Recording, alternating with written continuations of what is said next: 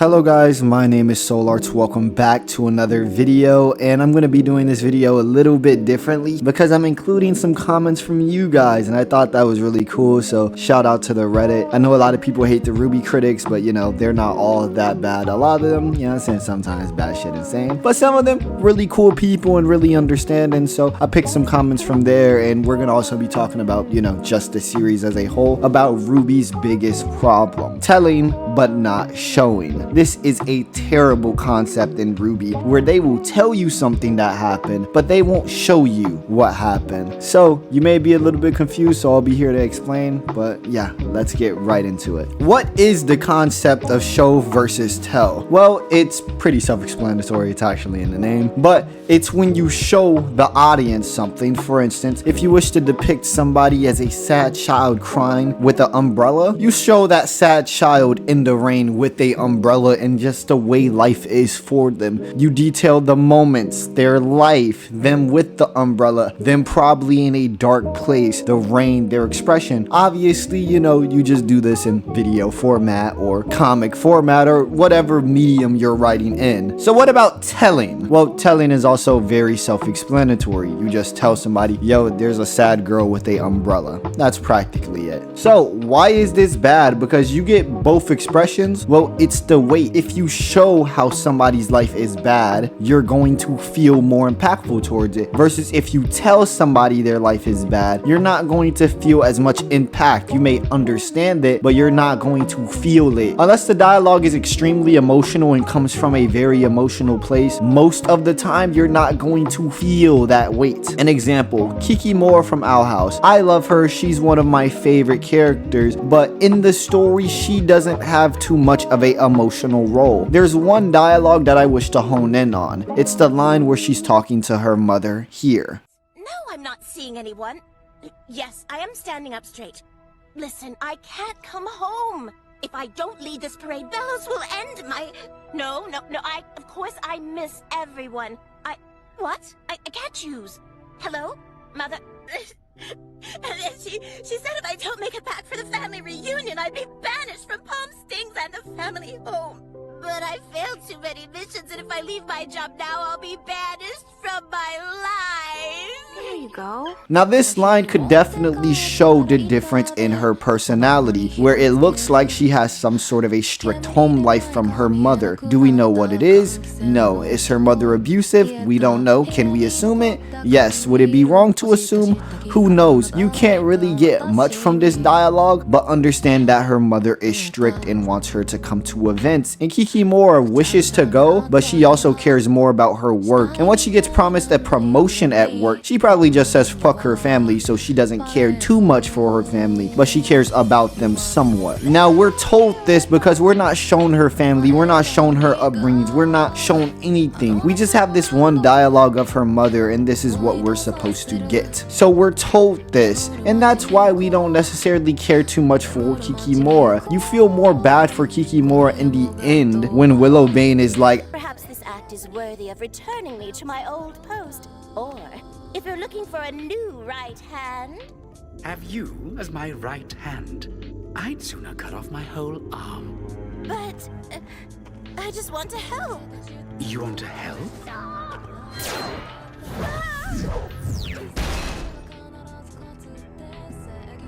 Go find a hole to wither away in.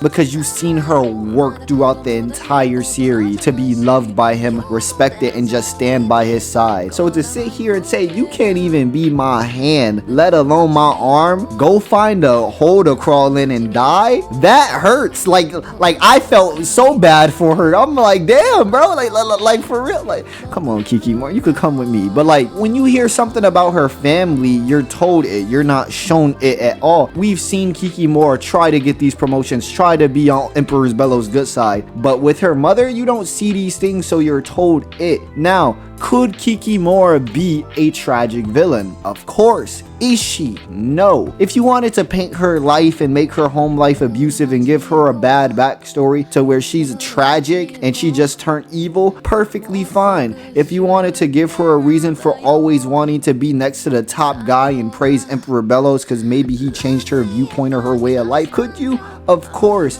but those would be saved for AUs. Those would be saved for different scenarios. Why? Because they're not put in the main story. Can you assume it? Yes, of course. Can you assume it from the little dialogue we have? Also yes. But because we're not given it in the main story, we're left to assume, and then that just leads to AU. So to relate this all back to RWBY and the concept as a whole, RWBY does a lot of this where they tell you things in small bits of dialogue, which there's some instances where show versus tell is good. Some, but not always, and not for big character moments. And RWBY does this for big character moments, big backstories, and that's the issue we have. So with that being said, let's get into RWBY's concepts of show versus tell.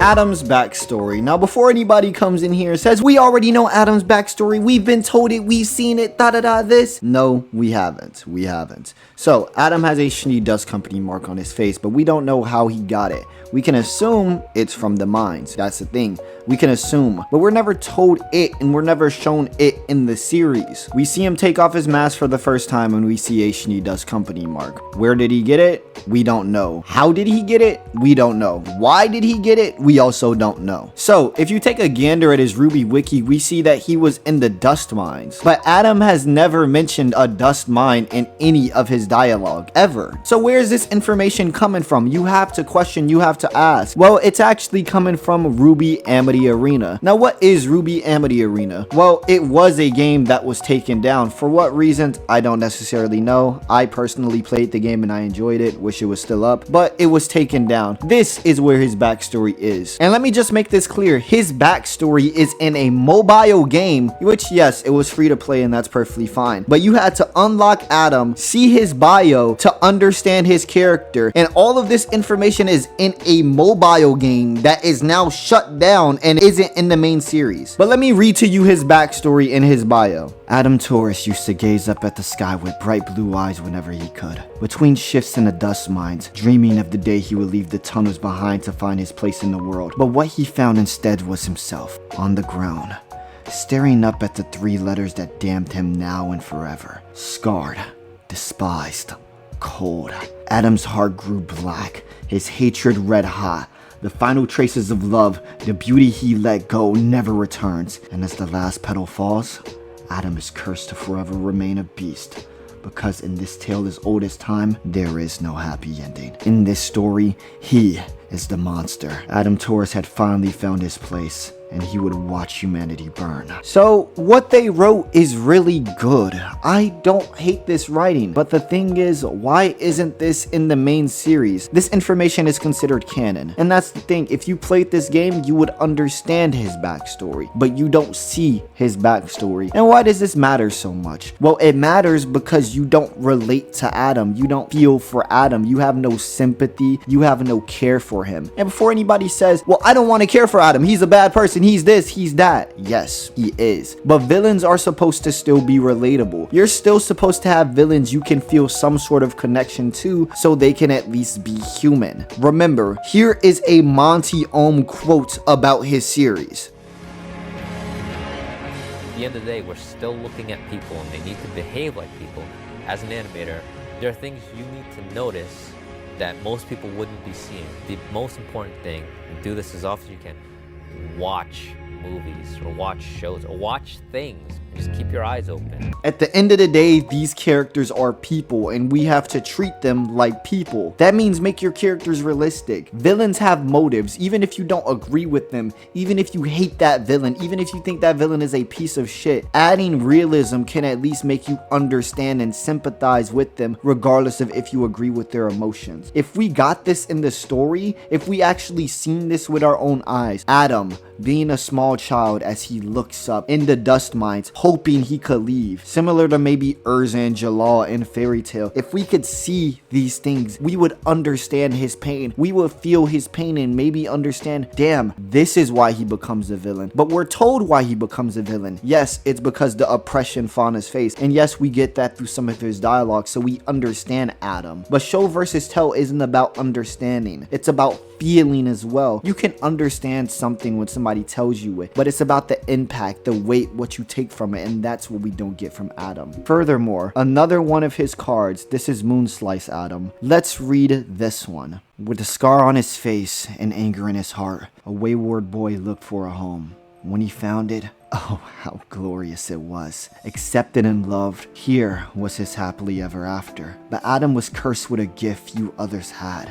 Adam had talent. And when Wilt tasted humanity's blood, Adam realized he was strong. Now, king without kingdom, he wonders where it went wrong. Coming up with excuses, reflecting the blame, coming to a conclusion, all find insane. And this tells Adam's story pretty well. Like I said, it tells it.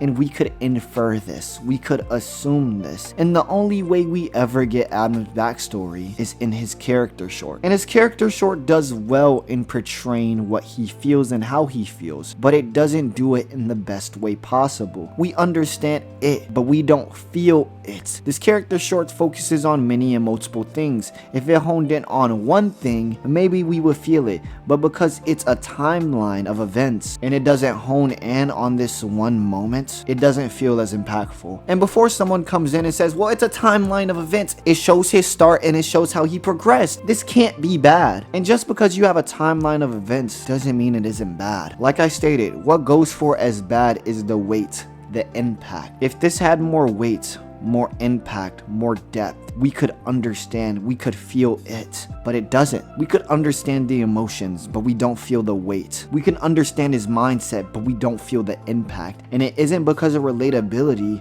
it's just because we're not shown it enough. We're told it, and we're told it so many times, but we're not shown it, and that's the issue. So, Tyrian. A lot of people probably didn't know Tyrian had a backstory, because I didn't. But a lot of people have been defending Tyrian, saying, yo, Tyrian has a good backstory. This is a good way to not spend budget on Tyrian while also showcasing his backstory. I've seen a lot of people defend this, and I had to question, where the hell is his backstory? And then they showed this. This is his ID that showed a lot of his information, his history. And let me tell you, this isn't backstory. This is a prime example of show versus tell. And guess what? They're not even telling you it, because they're not saying it through dialogue. You have to pause and look at this and read it. And I just have to say, this is a terrible excuse for giving a backstory. I'd rather get no backstory than get this, because what this feels like at the end of the day, if we're not going to get a backstory, if we're not going to actually see it, this feels like an excuse. This feels like a here, bro, just have it. Remember, Tyrian is a main villain that has done a lot. So to not give him a backstory is ridiculous. And before anybody says, well, he's just a killer, do you understand psychopaths and killers have a backstory? Not everybody's born a psychopath. Not everybody's born a killer. Even for my backstory with Tyrian, I don't have him born as a killer. I don't have him born as a psychopath. I play into a lot of his character and turn him into a psychopath. I don't make it different from him. I don't make it feel out of character. I make it him, a reflection of him.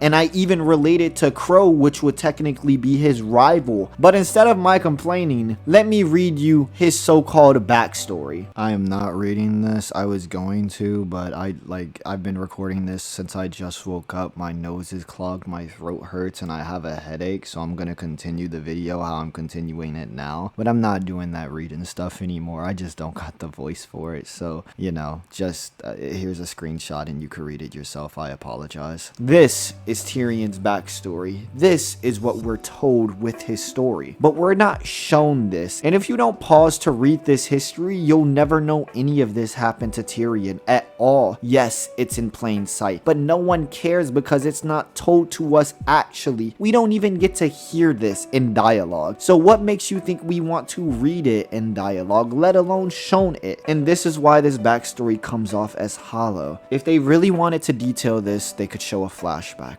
but they never did. If they really wanted to make him seem important, we could get a backstory. Truth is, Tyrian is just a shallow character. This backstory, in my opinion, isn't really that good, but even then, anything is better than nothing, and this feels like nothing because we're not shown it. I honestly don't understand how people were happy at this. This isn't anything good. I'd much rather have Pyrrha tell us about Aura and we never see it, than shown something we have to read as a viewer.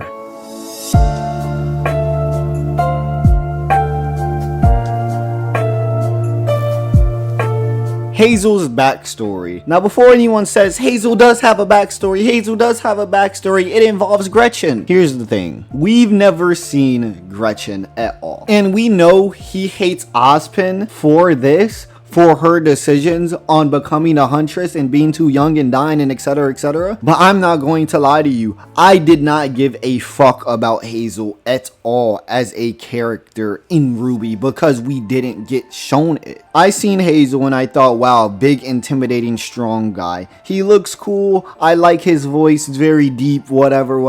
You know what I'm saying? Like the stereotypical, just strong, typical tank guy, you know? And he seemed cool. I'm not gonna sit here and say Hazel looked bad. He has a relatively simple design that works. When he comes across, he doesn't come across as evil or extremely nice either. He just wants to get his job done and or revenge. So for me, Hazel was a blank slate. He didn't feel like anything when we first met him, and throughout the story we know why he's doing this, but we don't see why he's doing this. And that's the thing, we can understand where he's coming from, we can understand why he wants to kill Ozpin and all of these other stuff. But my issue isn't him trying to kill Ozpin, my issue is the lack of depth in his story. I'm not sitting here and saying more people needed to die or revenge is stupid. After all, I love Neo. However, this is a animated series, and the girl that's so important to a main antagonist story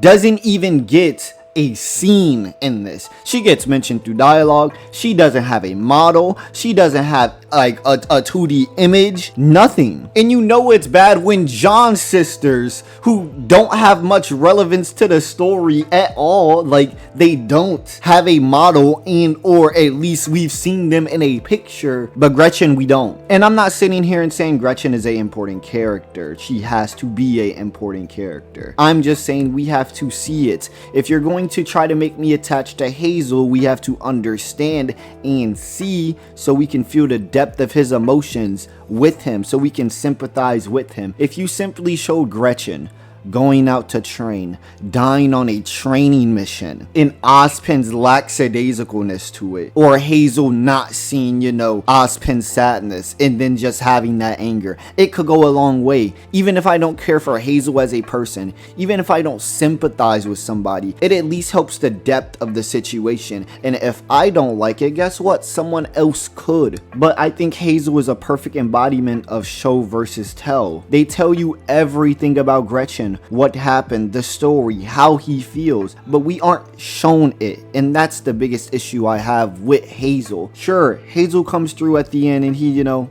good guy, yay, and I like him for that, right? Like when I think of Hazel, I think of Hazel turning a new leaf, and that's really cool and that's really dope. But Hazel could have been so much more, and we never got so much more because we didn't get shown it at all, and that's why Hazel just feels Time for the Reddit comments. There's the classic one like Menagerie, where Sun and Blake mention how cramped and shitty Menagerie is while walking down a wide open road towards her family's big ass house. Same goes for Mantle really, with how much the show tries to sell the idea that Mantle is in dire straits and Atlas isn't doing enough to help. It sure looks fine. The only force defending Mantle is Atlas. Soldiers are stationed near the hole in the wall. We see Ironwood send people to patrol the walls. Mantle itself looks no worse than any city I've ever been to. It's only when we get a few scenes in the crater in Volume 8 things start to look dire. I mean, I guess, when I look at Mantle, I feel like Mantle be looking like a little weird, like bleak, depressing, and maybe it's just because the atmosphere of the volume, but I'm gonna kind of disagree with this one. I'm not gonna lie. I don't know. Like the way we seen Atlas and Mantle go, like it looks not the safest. Like, you know, like it looks safe because of the soldiers, but it's also like metal soldiers and things of that nature. Like, you know, it just feels weird. So for me, I don't know. I feel like I can't agree with this comment, and this is not why I'm doing this Reddit section, right? To poke holes at like the people who commented this, because I think everybody who commented this, I'm just saying I personally can't agree with it, but it's still included in here because, you know, a lot of people can sit here and say, well, I agree with it, and if you agree with it, that's perfectly fine. I'm just saying I don't agree with it from the principle of I seen how Atlas looks, and yeah, it looks probably no different from any other place, but like it's about the mood, the environment, the ambiance, things like that, you know, like it has that feeling of hope is lost and just all that other stuff. And maybe it's because like the tone of the volume, if we seen it in a much brighter volume, maybe it would have looked good, but because of the tone of the volume and the things we've seen, I think it looks pretty bad. I'm not gonna lie. Like, do you want it to look like Halo Reach? Like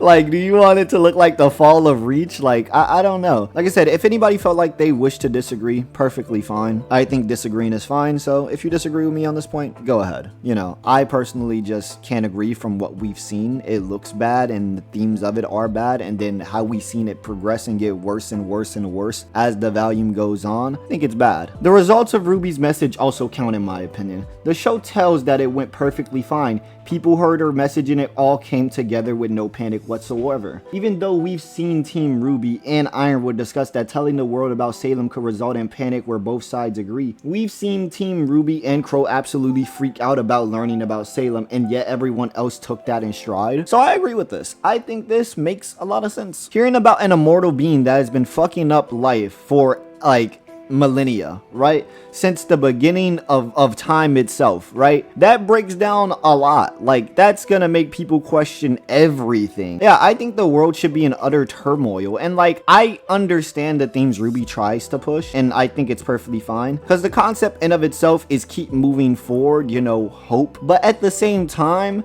we lost 2 kingdoms. Like, we just seen Atlas and Mantle get wiped completely. The 4 huntresses that is supposed to save the world and sent the message to you are now missing. You know, people are hoping they come back. Keyword, hoping they come back. Not to mention, the world should be like at least a little bit disturbed. It's like, hold on, Crow, Bronwyn, the Winter, yeah, y'all, I know who y'all are. Yeah, you like mid-20s, you know, you like 30, 40. Yeah, y'all certified, y'all legit, y'all official. Yeah, y'all Huntsman. I be seeing y'all grow up. Yeah, I know who y'all is. We leaving the fate of the world in what, a 17-year-old? Wait, what about her other team though? Her other team good, right? 19.